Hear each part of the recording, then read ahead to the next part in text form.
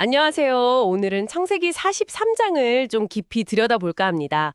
그 지독한 기근 때문에 야곱의 아들들이 다시 이집트로 가야 하는 상황인데요. 요번에는 조건이 붙었죠? 네, 맞아요. 막내 베냐민을 꼭 데려가야만 했어요. 지난번에 그 이집트 통치자 사실은 요셉이었지만 어쨌든 그 사람이 베냐민 없이는 자기 얼굴 볼 생각 말라고 아주 엄하게 말했거든요. 그렇죠. 그 요구 때문에 이제 집안이 발칵 뒤집히는 거죠. 네네. 갈등이 생길 수밖에 없죠. 곡식이 다 떨어지니까 야곱이 아들들한테 다시 가라! 이렇게 재촉을 하는데 그때 유다가 딱 나서잖아요. 맞아요. 넷째 아들 유다가 베냐민 없이는 절대 못 간다고. 그러면서 아버지를 설득하려고 진짜 뭐랄까 파격적인 제안을 하죠. 정말 대단한 제안이었어요. 제가 담보가 되겠습니다. 만약에 아우를 아버지께 무사히 데려오지 못하면 제가 영원히 아버지 앞에서 죄인입니다. 이건 그냥 약속이 아니에요. 자기 인생을 거는 거죠. 와, 그 정도의 절박함. 이게 결국 야곱의 마음을 움직인 거군요. 네, 유다가 또 이런 말도 하잖아요. 우리가 이렇게 꿈을 대지만 않았어도 벌써 2번은 갔다 왔습니다. 얼마나 상황이 급했는지 딱 느껴지죠? 근데 궁금한 게 왜 하필 유다였을까요? 형들도 있었는데. 르우벤이라든지? 그냥 책임감이 강해서? 아, 그게 좋은 질문인데요. 사실 르우벤도 비슷한 제안을 하긴 했었어요. 근데 유다처럼 자기 목숨을 걸지는 못했죠. 뭐랄까, 유다의 이런 모습은 리더십이 좀 성장한 걸 보여주는 것 같기도 하고, 어쩌면 과거에 자기들이 요셉한테 했던 잘못 있잖아요. 아, 요셉을 판 일. 네, 그걸 어떻게든 좀 속죄하고 싶은 마음이 그렇게 절박하게 나타난 걸 수도 있고요. 중요한 건 그 진심이 야곱에게 닿았다는 거죠. 꿀, 향료, 몰량, 피스타치오, 아몬드 이런 예물들을 잔뜩 챙겨주고. 맞아요. 그리고 지난번에 자료에서 나왔던 돈, 그거에다가 이번에 곡식 살 돈까지 해서 돈을 2배로 준비시키잖아요. 혹시 실수였을까 봐. 네, 그런 세심함도 보이는데 근데 더 중요한 건 야곱의 기도라고 생각해요. 아들들을 떠나보내면서 전능하신 하나님께서 자비를 베푸시길 이렇게 기도하거든요. 아, 근데 그 뒤에 하는 말이 좀 마음이 아파요. 내가 자식을 잃게 되면 잃으리로다. 네. 이게 정말 신앙의 표현일까요? 아니면 거의 포기한 것처럼 들리기도 하고 약간 체념 같은 느낌? 충분히 그렇게 들릴 수 있어요. 그 상실감, 그 슬픔이 너무 크니까요. 근데 또 전능하신 하나님께 자비를 구하는 그 맥락 속에서 보면 이게 완전한 절망은 아니고 마지막 희망의 끈을 놓지 않으면서도 이제는 정말 신께 모든 걸 맡기는 그런 복합적인 심정이 아닐까 싶어요. 하긴 예전의 야곱과는 좀 다른 모습이긴 하네요. 막 수단 방법 안 가리던. 그렇죠. 고통이 사람을 바꾸기도 하니까요. 자, 그래서 형제들이 이제 베냐민을 데리고 이집트에 도착했습니다.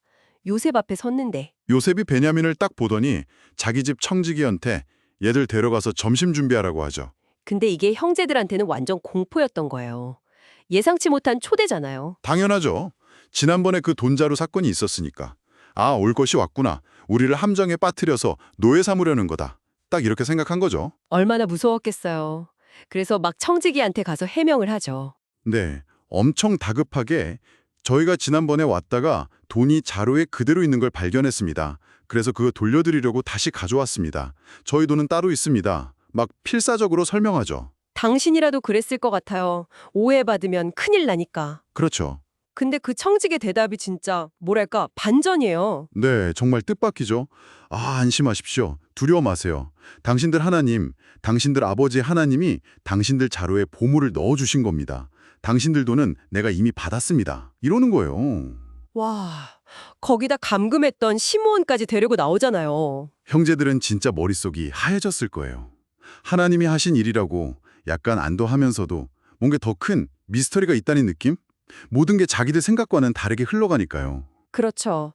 그리고 곧 요셉이 오고 형제들은 가져온 예물 바치면서 땅에 엎드려 절하고요. 네, 요셉이 아버지 안부를 묻고는 드디어 친동생 베냐민을 딱 마주보게 됩니다. 아, 이 장면 정말 찡하죠. 동생을 보자마자 감정이 막 북받쳐 오르는데 참지 못하고 급히 자기 방으로 들어가서 울고 나오잖아요. 네. 그 오랜 세월 얼마나 보고 싶었겠어요. 근데 형들 앞이라 티는 못 내고. 그렇죠. 혼자서 눈물을 사귀는 그 모습에서 요셉의 깊은 정이 느껴지죠. 자, 이제 감정을 추스르고 요셉이 식사를 차리게 하는데 이 식사 자리도 좀 이상해요. 네, 이것도 참 흥미로운 부분인데 첫째는 상을 따로 차려요. 이집트 사람인 요셉, 히브리인은 형제들, 또 다른 이집트 관리들 다 따로. 아, 당시 이집트인들이 히브리인이랑 같이 밥 먹는 걸 좀 꺼렸다고 하죠. 네, 그런 문화적인 배경이 있었어요. 근데 더 놀라운 건 따로 있죠. 뭐죠? 형제들을 앉히는데 정확히 나이 순서대로 앉혔다는 거예요. 루벤부터 베냐민까지. 네. 아니, 그걸 어떻게 알았을까요? 그러니까요. 형제들이 막 서로 얼굴 쳐다보면서 아니 이 양반이 우리 나이를 어떻게 아는 거지? 엄청 이상하게 생각했을 거예요. 약간 소름 돋았을 수도 있고. 와, 진짜 미스터리네요. 그리고 또 이상한 거 있잖아요. 네, 베냐민한테만 음식을. 5배나 더 주는 거. 아니, 이건 너무 노골적인 편애 아닌가요? 맞아요. 진짜 노골적이죠. 근데 이게 고대 근동 문화에선 특별한 손님이나 좀 아끼는 사람한테 존경과 호의를 표현하는 방식이기도 했대요.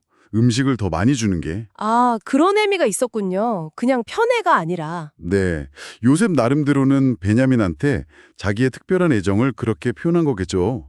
형들이 눈치챌까 말까 하면서. 참, 이 모든 이상한 상황 속에서도 형제들은 일단 요셉이랑 같이 마시고 즐거워했다. 이렇게 기록되어 있네요. 네, 불안하긴 했겠지만 뭐 일단 주어진 호의는 받아들인 거겠죠. 어리둥절하면서도. 이렇게 창세기 43장은 두려움으로 시작해서 예상치 못한 환대, 감동적인 재회, 그리고 형제들로서는 도저히 풀 수 없는 수수께끼 같은 호의 속에서 마무리가 됩니다. 그렇죠.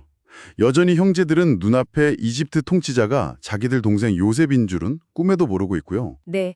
특히 그 나이 순서대로 앉힌 거랑 베냐민에게 5배 음식을 준 건 형제들에게 큰 의문을 남겼을 것 같아요. 네, 뭔가 불안하기도 하고 동시에 혹시 하는 알 수 없는 기대감 같은 것도 생겼을 수 있고요. 당신이라면 이 상황에서 요셉의 이 알쏭달쏭한 행동들, 그 진짜 의도를 뭐라고 추측했을까요? 글쎄요, 쉽지 않죠. 과연 요셉의 진짜 계획은 뭘지, 이 긴장감이 다음 이야기에서는 또 어떻게 전개될지 계속 지켜봐야 할 것 같습니다.